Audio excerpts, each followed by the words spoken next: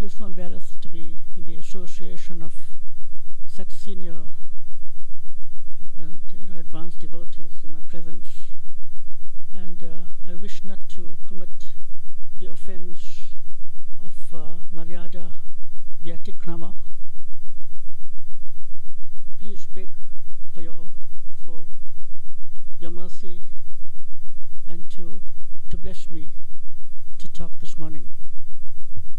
And I'm discussing, or should try to discuss, on the nectar of devotion. It's a very exalted topic though, but I'm not sure how I've been allocated to discuss this, but by the mercy of Guru and Gauranga, we will try and discuss and unpack what we read. Thank you.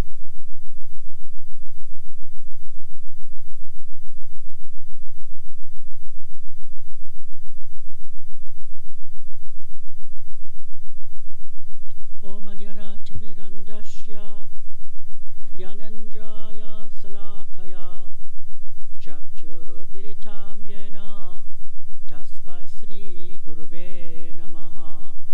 Sri Chaitanya Manobishtam Stapitam Yena Bhutale Swayam Rupa Kadamayam Didati Sva Padantikam Vandeham Shri Guru Shri Yuta Pada Kamalam Shri Guru Vaishnavam Shra Shri Rupam Sagrajatam Sagana Raghunathan Vitam Tam Sajivam Sadvetam Savadutam Parijada Saitam Krishna Chaitanya Devam Shri Radha Krishna Paran Sahagana Lalita Shri Vishakantam Cha.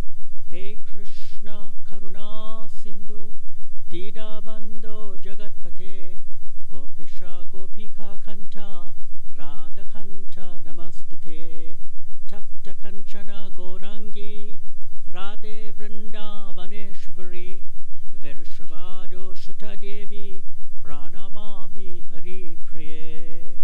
Jai Shri Krishna Chaitanya Prabhu Nityananda Shri Advaita Gadadhar Srivasadi Gaur Bhakta Vrinda. Hare Krishna Krishna Krishna Hare Hare Hare Rama Rama Rama Hare Hare. Hare Krishna Krishna Krishna Hare Hare Hare Rama Rama Rama Hare Hare. Hare Krishna Krishna Krishna Hare Hare Hare Rama Rama Rama Hare Hare. So we'll first recite the prayer to the six Goswamis. Nana Sastra Vicharane Kanipuno Sadharma Samstapako Lokana Mitakarino Tribhuvane Manyo Saranya Karo Radha Krishna Badaravinda Bhajana Nande Namataliko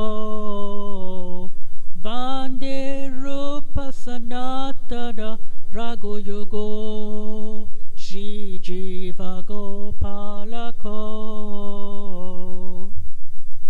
I offer my respectful obeisances unto the six Goswamis, namely Sri Rupa Goswami, Sri Sanatan Goswami, Sri Raghunath Bhatta Goswami, Sri Raghunath Das Goswami, Sri Jiva Goswami, and Sri Gopal Bhatta Goswami, who were very expert in scrutinizingly studying all the revealed scriptures with the aim of establishing eternal religious principles for the benefit of all human beings. Thus, they are honored all over the three worlds, and they are worth taking shelter of because they are absorbed in the mood of the gopis and are engaged in the transcendental loving service of Radha and Krishna. So, we are discussing chapter 18 of the Nectar of Devotion. And here, again, Sri Jaya Sachidan Prabhu has walked in, and Raghunath Bhatta Prabhu has walked in. And I pray for their mercy and not wish to commit the offense of Maryada Vyatikrama. Thank you. So, the chapter 18 deals with the character of one in ecstatic love. So after one has attained the state of bhav, he manifests the symptoms of ecstatic love. And there are 9 that I mentioned that we will go through and discuss.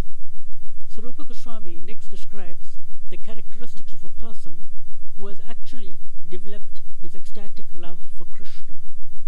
And the characteristics are as follows.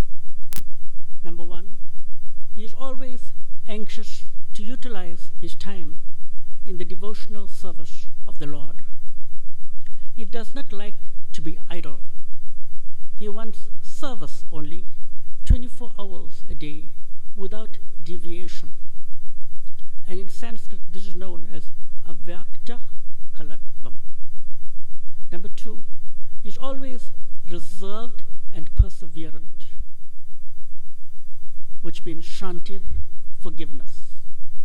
He is always detached from all material attraction, viraktir. He does not long for any material respect in return for his activity, mana shunyata. He is always certain that Krishna will bestow his mercy upon him. He is hopeful, and in Sanskrit it is known as asabandha. He is always eager to serve the Lord faithfully. Sanat, Shamat, Kanta. He is very much attached.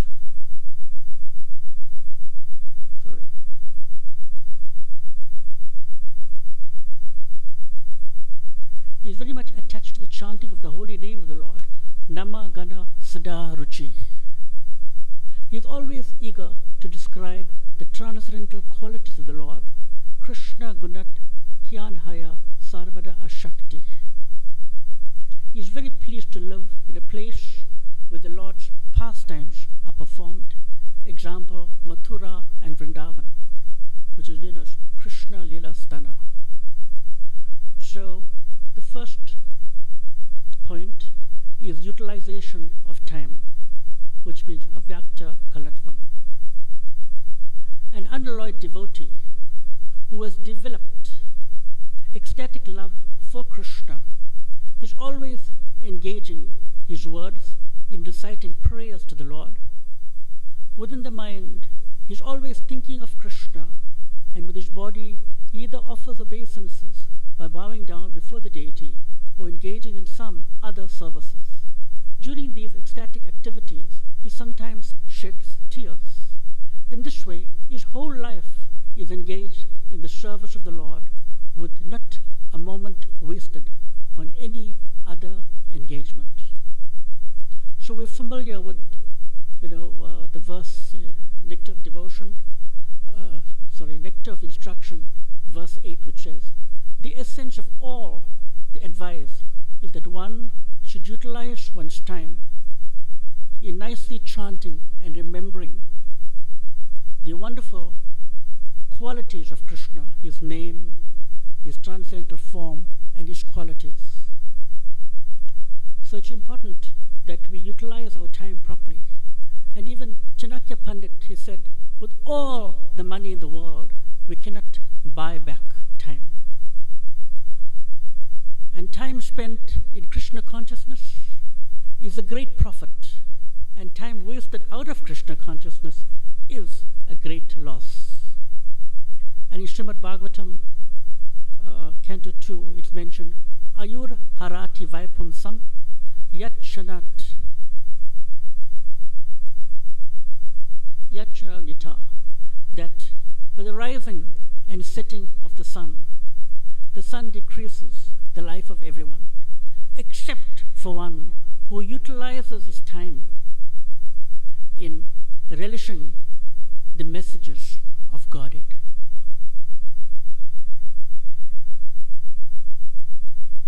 So the second point is perseverance, shantir, forgiveness. When a person is undisturbed, even in the presence of various causes of disturbance, he is called reserved and perseverant. An example of this is King Parikshit. So, Parak means to see. And Parikshit Maharaj was looking and wanting to see Krishna, was eager to see Krishna. And also, the word Parik comes from Parikram. Parikram, one visits the holy places to see the holy places and to hear the wonderful pastimes of Krishna.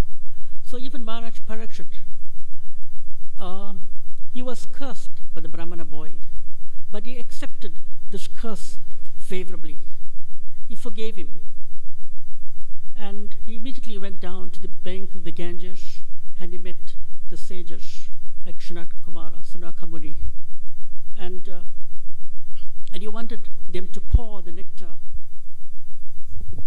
They wanted him to pour the nectar of Krishna consciousness into his ear. And the king says that to all the sages present before him at the time of his death, "My dear Brahmana, you should always accept me as your surrendered servant.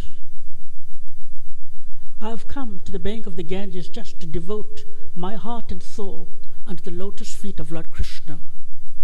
So please bless me that Mother Ganges may always be pleased with me. Let the curse of the Brahmana's son fall upon me. I do not mind. I only request that the last moment of my life, all of you will kindly chant the holy name of Vishnu so that I may realize his transcendental qualities." So the example of Maharaj Parikshit behavior is remaining patient, even at the last point of his life. He was undisturbed. And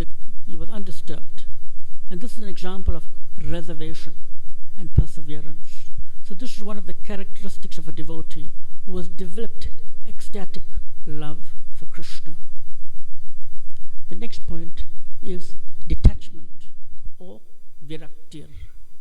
The senses are always desiring sense enjoyment. But when a devotee develops transcendental love for Krishna, his senses are no longer attracted by material desires. So this state of mind is called detachment. There's a nice example of detachment in connection with the character of King Bharat in the 19th chapter, the 4th canto, 19th chapter of the Srimad Bhagavatam. And it stated, Emperor Bharat was so attracted by the beautiful lotus feet of Krishna that he gave up his beautiful wife, his family, and his children. And he actually went and he surrendered to Krishna. So Emperor Bharat, he provides a typical example of detachment. He had everything enjoyable in the material world, but he left it. This means that detachment does not mean artificially keeping oneself aloof and apart from the allurements of attachment. Even in the presence of such allurements, if one can remain unattracted by material attachments, he is called detached. In the beginning of the course, a neophyte devotee must try to keep himself apart from all kinds of alluring attachments. But the real position of a mature devotee is that even in the presence of all allurements, he is not at all attracted. And this is the actual criterion of detachment. And we also see in the life of Srila Prabhupada, he was attracted by the order of his spiritual master that if you ever get money, print books. So Srila Prabhupada Muslim wants to preach, and he gave up his family for a higher purpose to travel and preach. And now, by his causeless mercy, by the mercy of Srila Prabhupada, we are all here trying to practice Krishna consciousness and go back home, back to Godhead.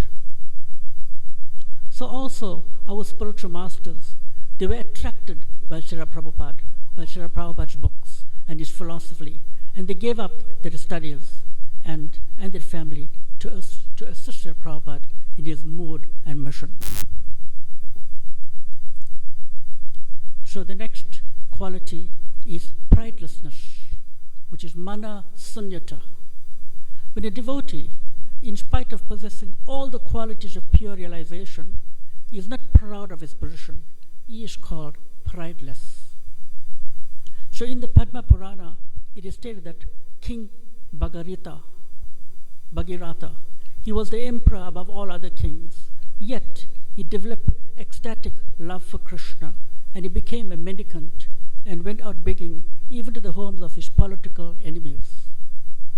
Imagine to go out to meet your enemies. And he was so humble that he respectfully bowed down before them. So there are many similar instances in history of India, even in the life of Lal Babu, who was a landholder or a landlord in Calcutta. He became a Vaishnava and lived in Vrindavan.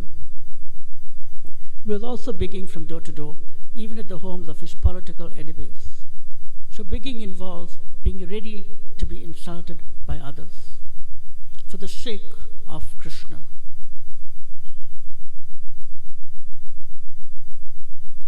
So that is natural, but one has to tolerate such insults for the sake of Krishna. The devotee of Krishna can accept any position in the service of Krishna. So we can also appreciate the pridelessness of being false ego in the life of Lord Chaitanya Mahaprabhu. Lord Chaitanya Mahaprabhu was always manifested ecstatic symptoms. And the residents of Mayapur used to tell Mahaprabhu, "You have developed love for Krishna." And Lord Chaitanya Mahaprabhu used to block his ears and say, "No, if I have love for Krishna, I would not be in this material world. I would not be living." But they said, "No, but you manifest, the tears are flowing from your eyes and the hairs on your hair standing on end. So you do have, so you do have Krishna Prem." And so Chaitanya Mahaprabhu said, no, it's just a show, I'm pretending. So also we see how the Sankirtan devotees, they go out in the streets, on book distribution, and they are insulted, and they are hurt. People throw various objects at them, but still they tolerate and to preach and for the mission of Srila Prabhupada.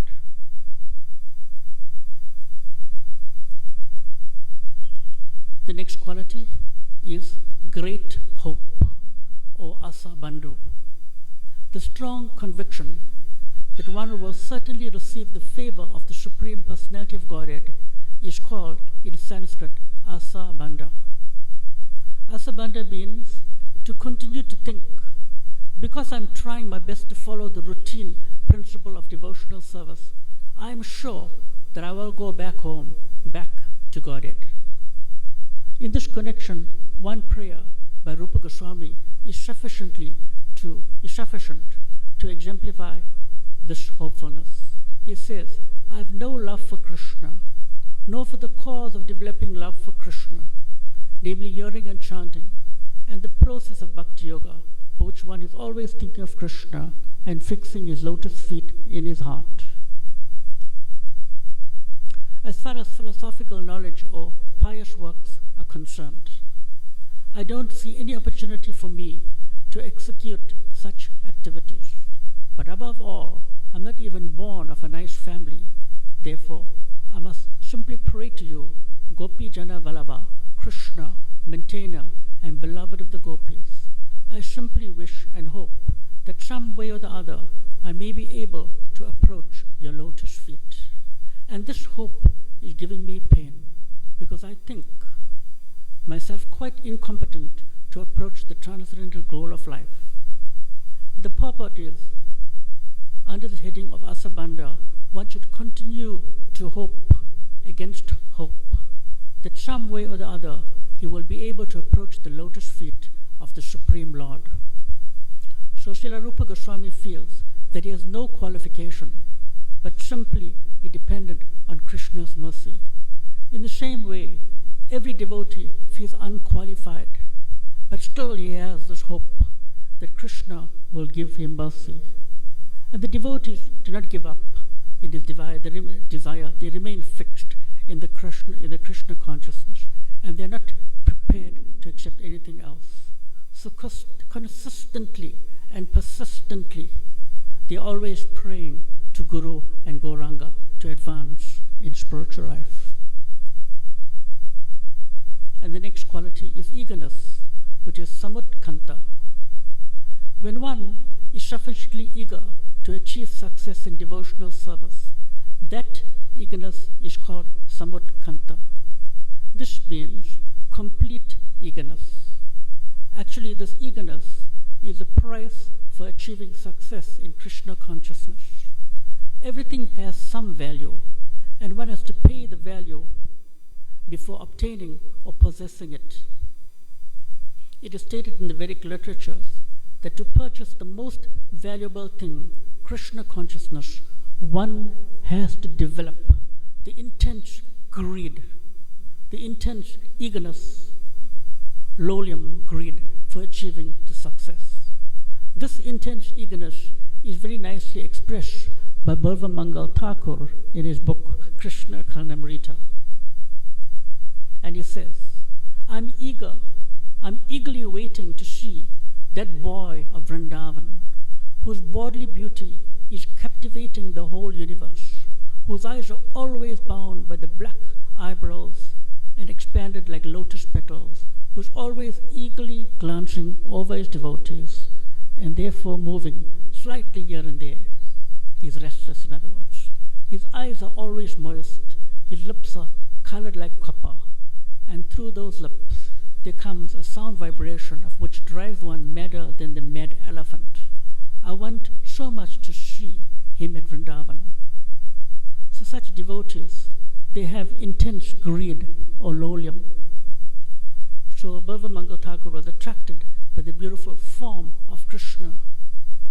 The Krishna's form was sweet, his voice was sweet, his flute playing was sweet. So he appreciates the sweetness of Krishna and remember Krishna in this way. And we're reminded of a wonderful song, Adaram Maduram, Vadunam Maduram, Asita Maduram, Gamanam Maduram, Hridaya Maduram, Gamana Maduram, Maduradipate, Akilam Maduram. That Krishna's form is sweet, his eyes are sweet, his face is sweet, and everything is sweet about Krishna. So Krishna is the emperor of all sweetness. Maduradipate Akilam Maduram. That is the emperor of all sweetness. So the next one is attachment. Attachment to the chanting of the holy name of the Lord. Nama Guna Sada Ruchi. So in the same Krishna Karnamrita by Balvamangal Thakur, such a wonderful book. There's another statement about the chanting of Radharani. It is said by one of the asserts of Radharani, O Lord Govinda, the girl who is the daughter of King Vrishabhanu is now shedding tears, and she is anxiously chanting your holy names, Krishna, Krishna. So Srimati Radharani is not chanting the holy name as in sadhana bhakti, but in natural ecstasy. So actually Radharani first she said that she became attracted by Krishna, by the name Krishna, and the wonder of the sound of Krishna's flute. And she also saw the beautiful picture of Krishna. And who is this beautiful black boy that plays so wonderfully on his flute? Who is this person? So Radharani was attracted by Krishna's name and his form. So we do not have such love as Srimati Radharani. So how can we become qualified to hear and chant and become attached to the holy name of the Lord? Can anyone answer that question? How do we become qualified to hear and chant and become attached to the holy name of the Lord? Anyone?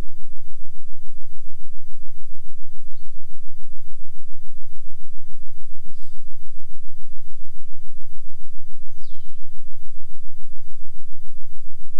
That's true.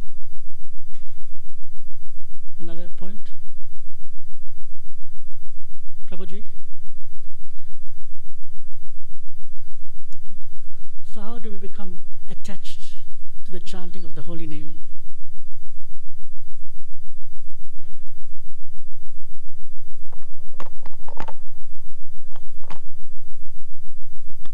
One must do it every day.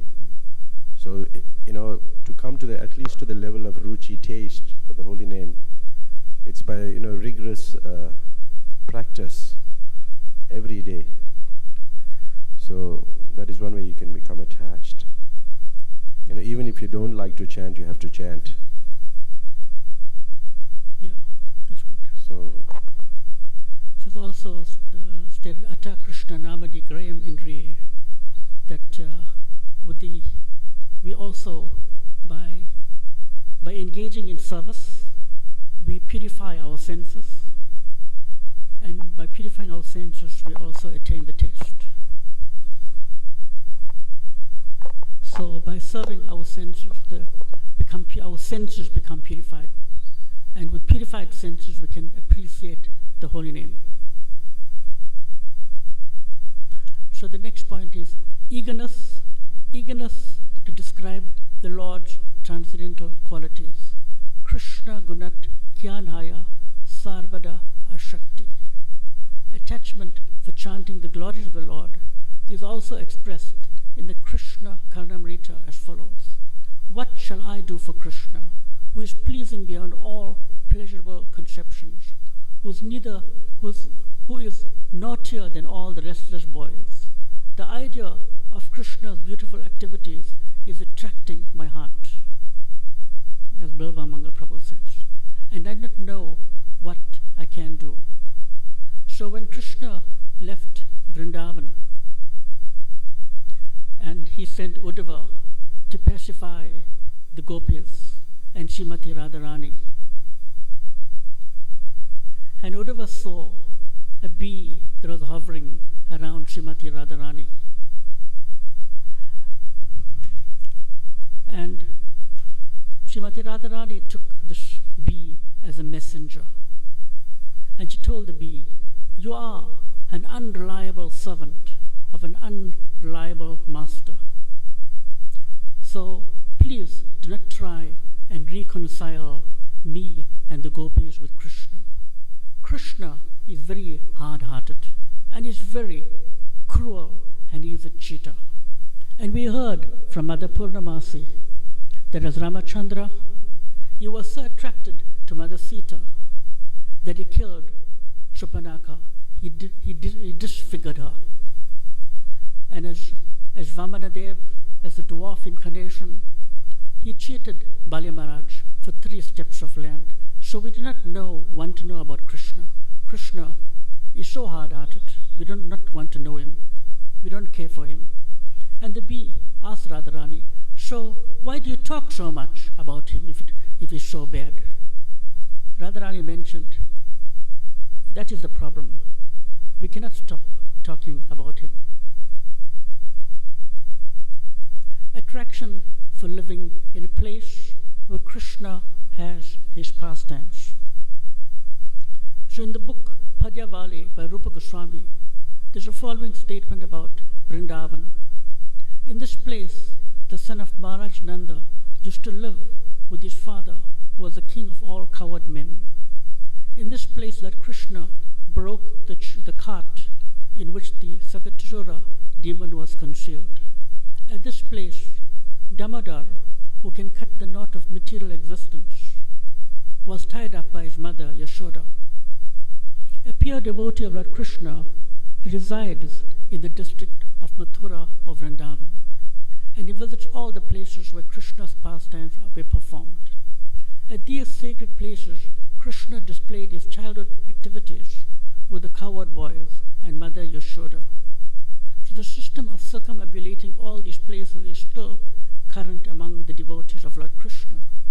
And those coming to Mathura and Vrindavan always feel transcendental pleasure. Actually, if someone goes to Vrindavan, he will immediately feel separation from Krishna, who performed such nice activities when he was present there. And sometimes we experience this when we go to Vrindavan during Parikram, during Kartik, and we go out in Parikram with Bhakti Chaitanya Swami, and he explains so nicely the wonderful pastimes of Krishna in those places. And we become attracted, and when we're leaving, we do feel the separation. So such attraction for remembering Krishna's activities is known as attachment for Krishna. There are impersonal philosophers and mystics, however, who by a show of devotional service want ultimately to merge into the existence of the Supreme Lord. They sometimes try to imitate pure devotee sentiment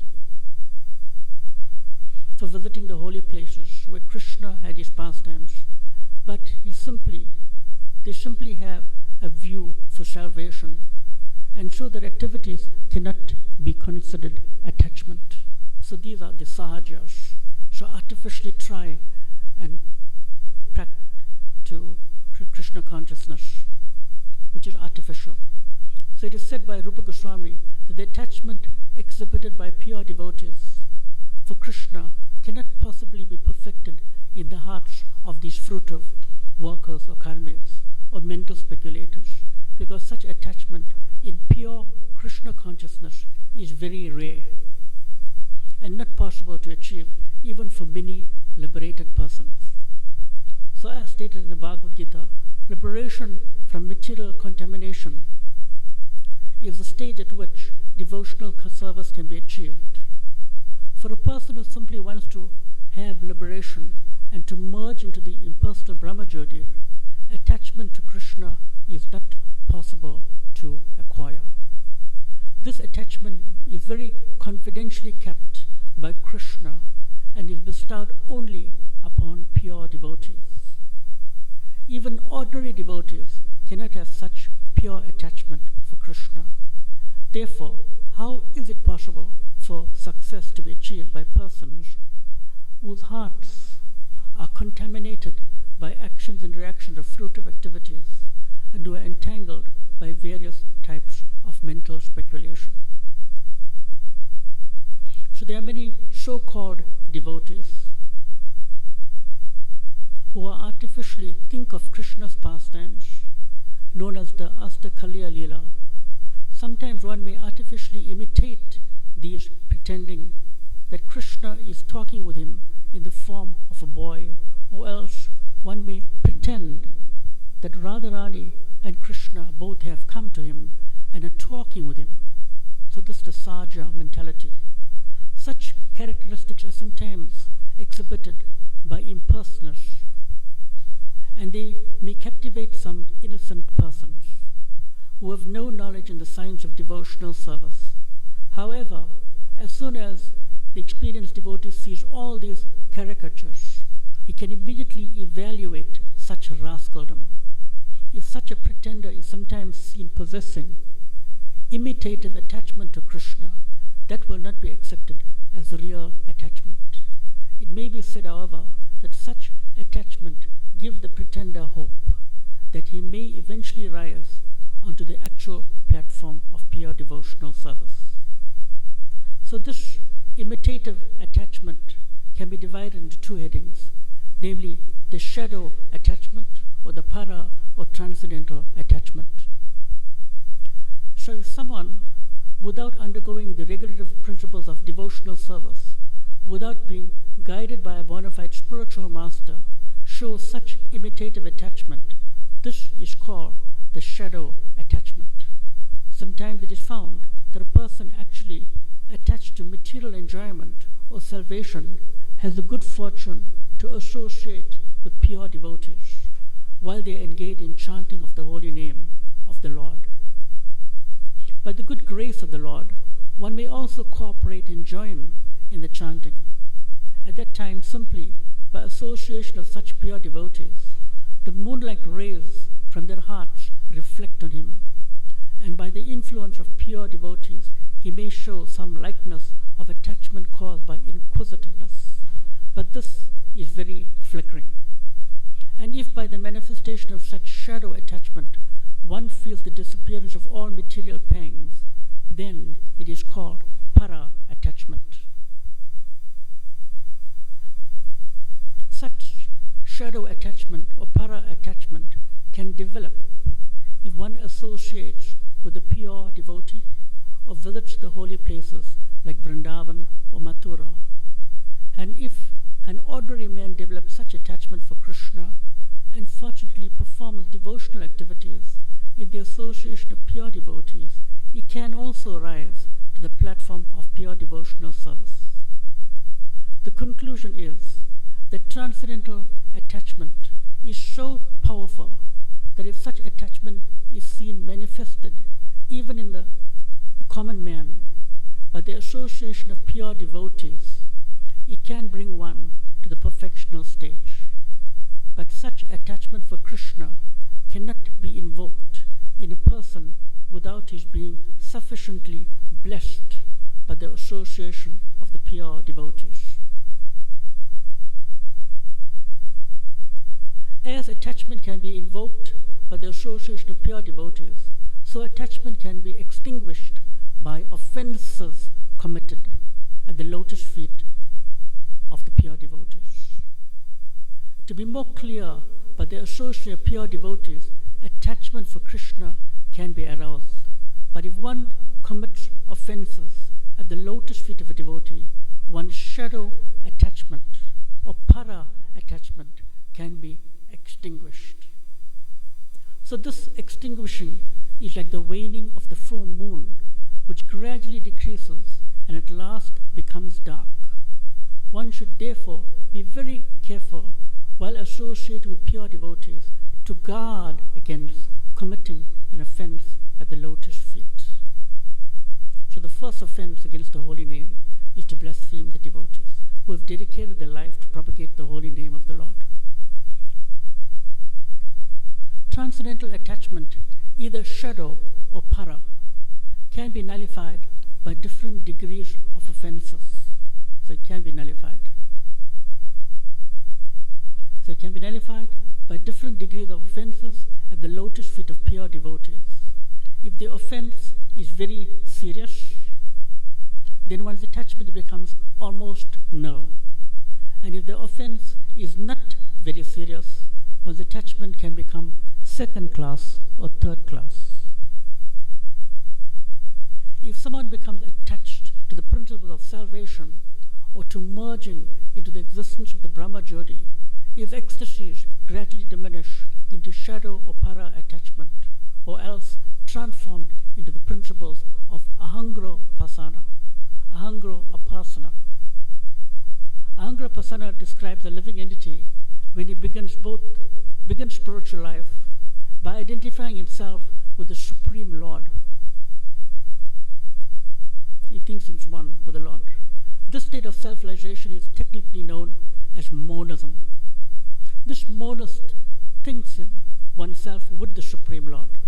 Thus, because he does not differentiate between himself and the Supreme Lord, it is his view that by worshipping himself, he is worshipping the Supreme Whole.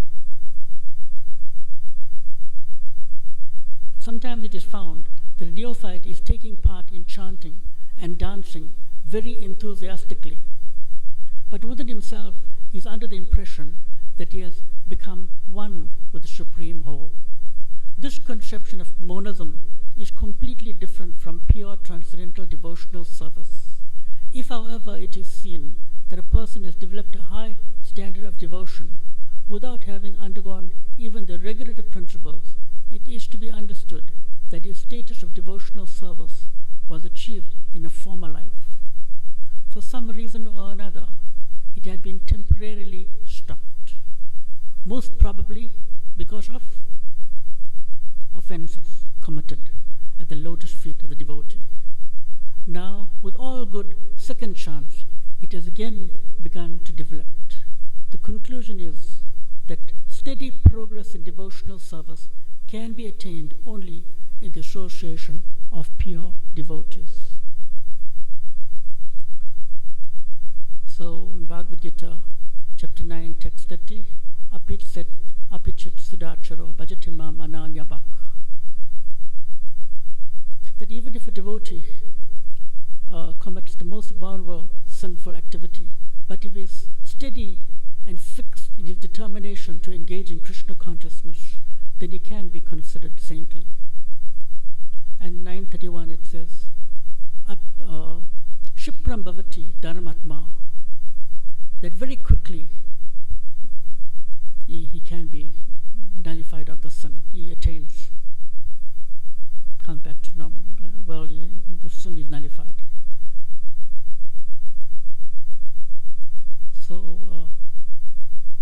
So the verse is Shipram bhavati dharmatma sasvachat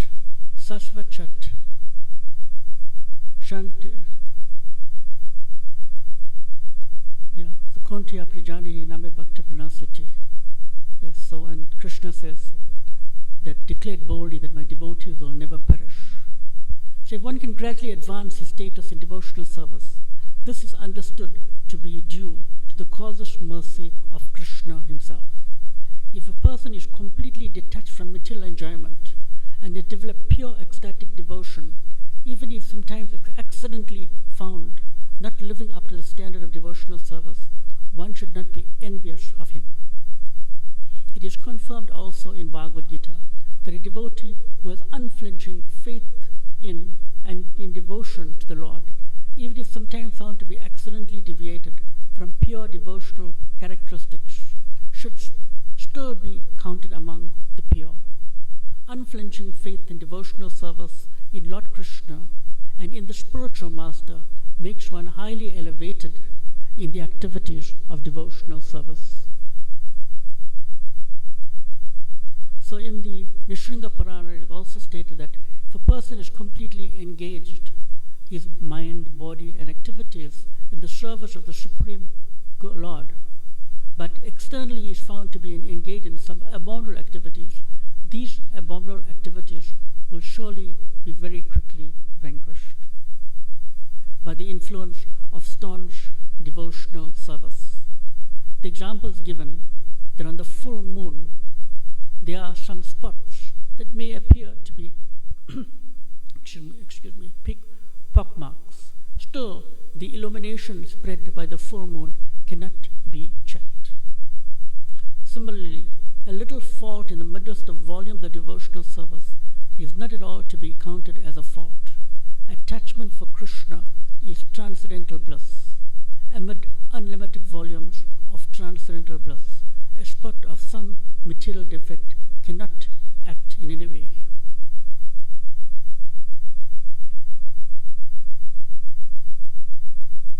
So, this is quite long point of being attracted for the living in a place where Krishna has his pastimes. So, we also, while developing attachment, we have to be very careful that we not commit offenses. So if we commit offenses, we can lose it, and we can go down in Krishna consciousness instead of progressing.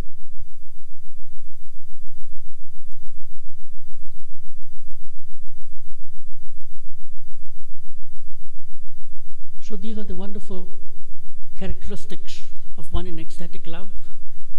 Of course, it is a very elevated subject matter, and it comes after the stage of bhav. And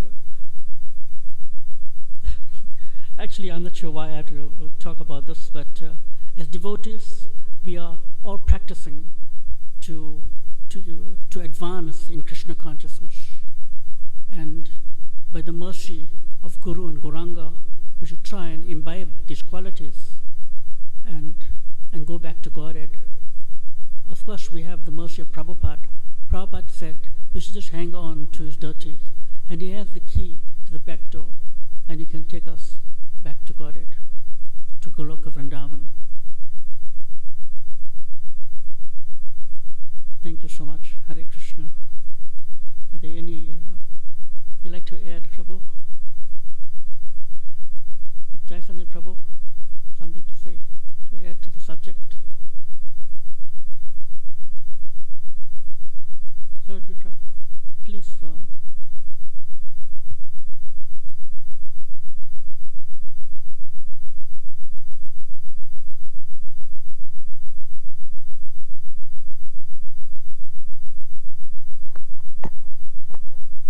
It was very nice. Thank you very much.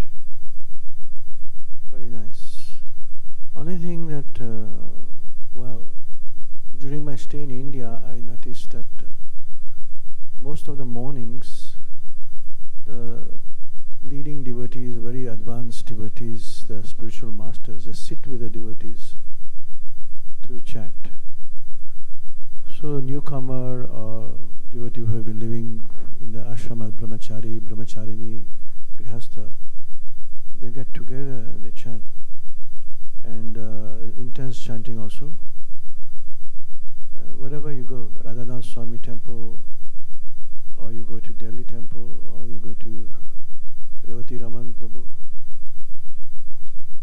So that helps us as neophytes to slowly purify ourselves and to become attached to the chanting. Even Gaur Govinda Swami, when he was here, when we went on Padayatra, we stayed a few weeks, 1 week there.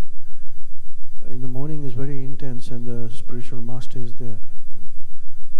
So I think when our very advanced devotee come, we must take advantage to chat with them. And it make a difference.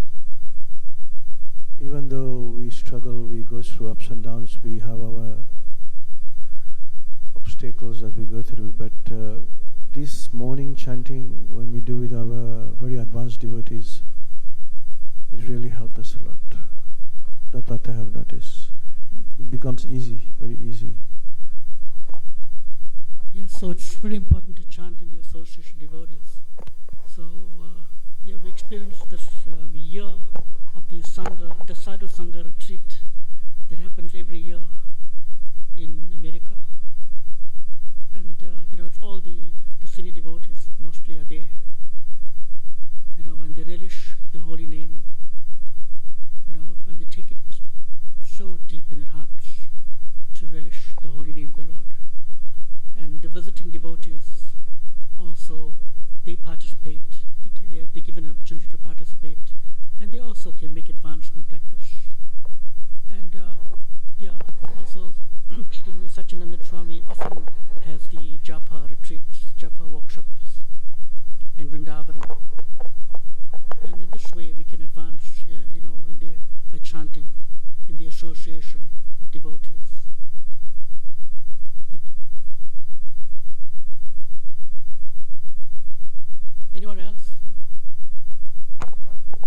Hare Krishna. Rasaraja Prabhu ki. So thank you. It was very nicely. A lot of nice references. Thank you very much. I would just, like Rupa Goswami, use the word eagerness in Nectar of devotion. And in Nectar of instruction, use utsahan, enthusiastic. Are they synonymous? I was just curious to know. Enthusiasm and eagerness, are they on the same level, or something is higher than the other? Can you help me to distinguish the two? So enthusiasm is more intense.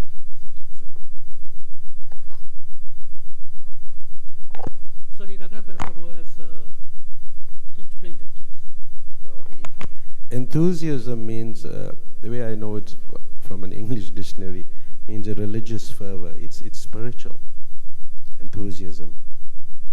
That's an English definition. So, Partha Maharaj mentioned this a couple of times. That's what enthusiasm means. Eagerness, is there, eager. I know, what do you think, Rukmini?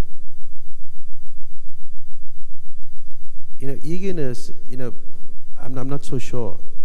People may be eager at different levels.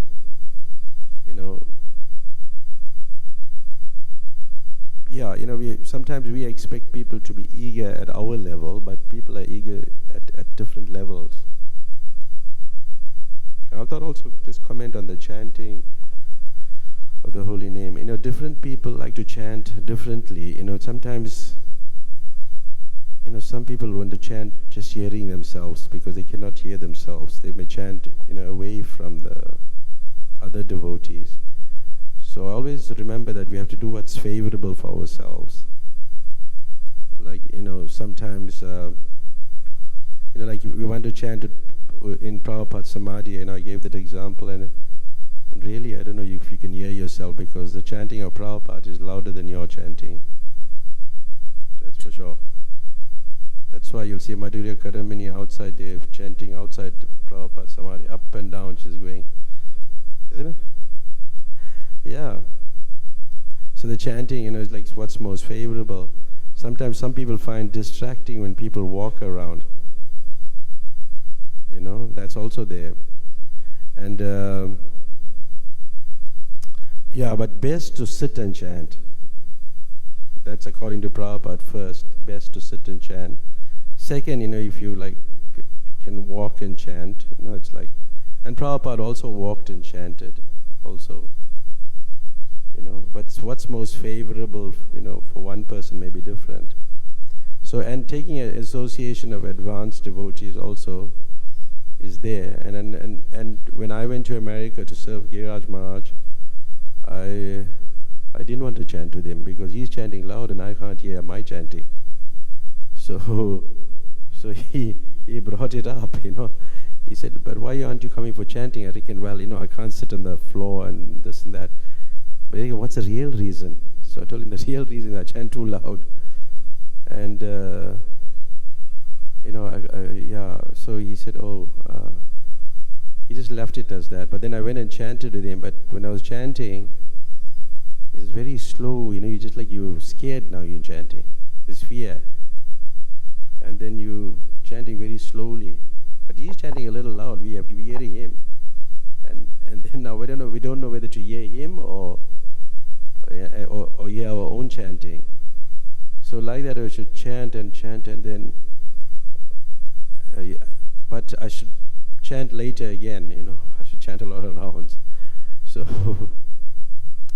then one day, it was a courtesy and around about 10 o'clock in the night or something, maybe 9:10 or something, we both were chanting for long. And I'm chanting and I'm thinking, this is so good, I hope it don't end.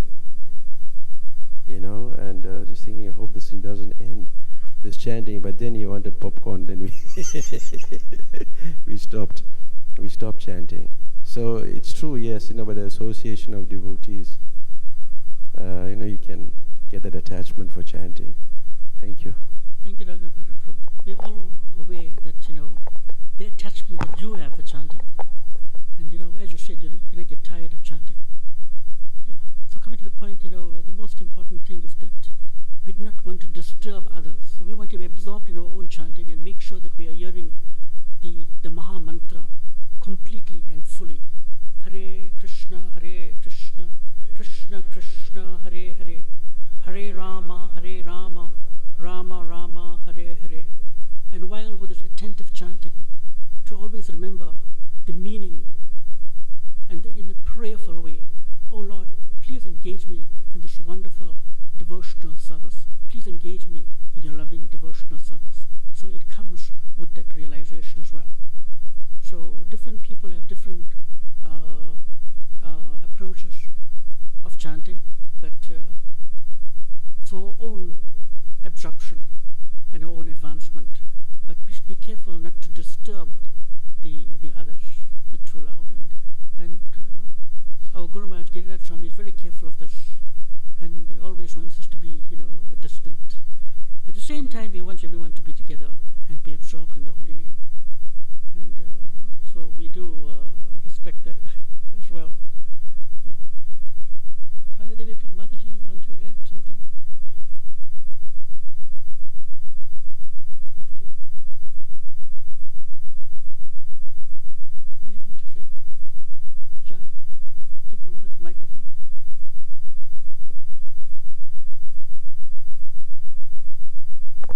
thinking about Jai Prabhu's question regarding enthusiasm or eagerness and which is higher. I don't really have an answer, but there is a verse which goes, Krishna bhakti rasa bhavita matiha kriyatam yadi kutapi labhyate tatra lolyamapi mulyam mekalam janma koti sukritena labhyate. And it explains that pure devotional service cannot be had by any number of pious activities over thousands and thousands of lives, but it can be had only by paying one price, and that is intense greed to obtain it. And that greed is synonymous with eagerness. But I'm wondering if you can still maybe elaborate more on which is higher, because I think enthusiasm is needed to get the greed, but then greed is really what's needed to attain Krishna Prema ultimately. Yes, I was also thinking about the intense greed, to attain Krishna, the lobam, malolium. Okay. Yes, greed is high, yes. So the eagerness is greed, But to attain bhava, in Rupa Goswami's commentaries, you read, you have to have greed. And greed is something like this, it's like, say for example, you went to Govinda's and I got a Maha sweet there, or rabri, or some like nice sweet. And you only got 1 rand in your pocket, but Govinda's is slightly expensive. The sweet is for 10 rand. Now, if you ask the price and you walk away, that's not greed. You got 1 rand in your pocket and you still want that sweet, that is greed. Exactly. The price that you have to pay for that. Even if you don't have them. No, price in terms of, yeah. The greed. The greed is, yes. yeah. But if you just walk away and they told you the price, that's not greed. You may have that eagerness, but still to get it. But greed is when you don't have it, you still want it. That's greed. Exactly. Thank you, Prabhu. Anything else? Yes. Hare Krishna. Actually, I want to share something. I hear the word greed, I hear the word eagerness. I think I fit the bill. Just check if the mic is on there. Would go with greed and with eager. I'm very greedy for prasad. That's me. I'm very eager to take prasad and go home. That's me. I'm still very happy we are fasting. It's good that you have greed for Krishna. You must have greed. You must have this willingness. It's the urge that it's the urge that's in you to do something. If you want to do something, you'll do it. I had the greed to run the comrades. I did. Yeah. You have to. I woke up 1 o'clock in the morning just to go run the comrades. And I stood on my foot. Man, I was 10 minutes on the field. It was the greed. It was encouragement. It was the eagerness. It was a willingness. It was courage. You have to have a strong foot. You must have passion. The other thing I want to share about is that I'm new in the environment in the Mahata area. I am relocated from Pumalanga, and I came to the temple. I went to a family who was very sick, very, very sick, and the patient had cancer. So with me, a person with a very humble heart, and I felt, oh God, I felt very, very tensed. What can I do? So without talking to the family, I went and bought some fruits, brought some milk. I gave Mataji a time to wash it, wiped it, put it in the tray, came to the temple. I left it here at the doorstep. Had the kirtan, we chanted. Prasadam was shared with the people over here. I took some maha, I went straight to the family, and I told the Mataji that please give it to the patient who had the cancer. And I gave all the maha there. And I went away. I didn't tell anybody anything. I just kept it to myself. And then, not long ago, I was given some prasadam, some nice biryani. And then I went out to distribute this biryani. And then I completely forgot about this family. Complete must be.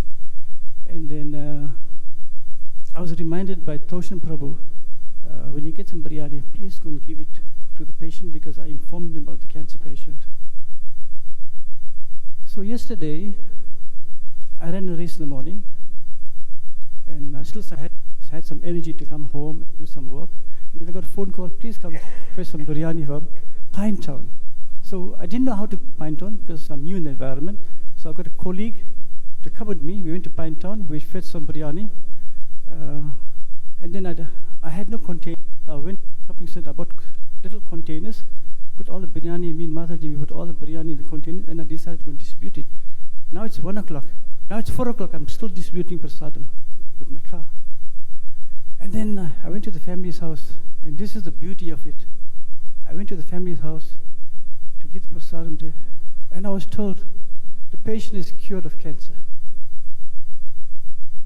Hare Krishna. Thank you very much. What's your good name? Roy Prabhu. Roy. Suren. You can call me Suren. Thank you, Suren. Roy. Yeah. Thank you, Roy. I just wanted to share this. Yeah. I don't know how it happened, but it's the truth. Believe me. Thank you very much, Roy. That's very good preaching activity, that you're distributing Krishna prasadam in your own right. That's where the eagerness comes in. You must have the willingness to do. Yes. Yeah. You must not be told. You must not be reminded. It must come spontaneously. Just like how I wake up in the morning to go run the race in the morning. I log in and I log off. The same would. So, I wanted to say that, there is the greed that we're talking about, and this greed is to please Krishna, the greed in Krishna consciousness. Yes. So that is to please Krishna and to attain Krishna consciousness. So this greed is good. But in the material level, the greed is, it's not good for our advancement in Krishna consciousness. It is an anatta. So the transcendental greed or lolium that we're talking about is greed and the extreme, intense eagerness to have Krishna in your heart. And this cannot be taken away. But that's also, you're talking about, your eagerness to distribute prasad. And you said, you actually it's Krishna prasadam that you offered, and the person was cured of his cancer. It's good you're doing such a good service, and the next time you take some books with you, and that will also change the heart of the person eternally, not like temporarily. Right? So come often to the temple, and come listen to the class, chant to the devotees, and it's also you're standing with Jai Sachinandan Prabhu. Oh, that's wonderful. So you're seeing often continue to be in the associate devotees and study, and then your eagerness and your greed will grow to another level. Thank you. Hare Krishna. Hare Krishna. Okay, thank you very much. Hare Krishna. Pancha kalpatrubhyascha kripa sindhu bhavacha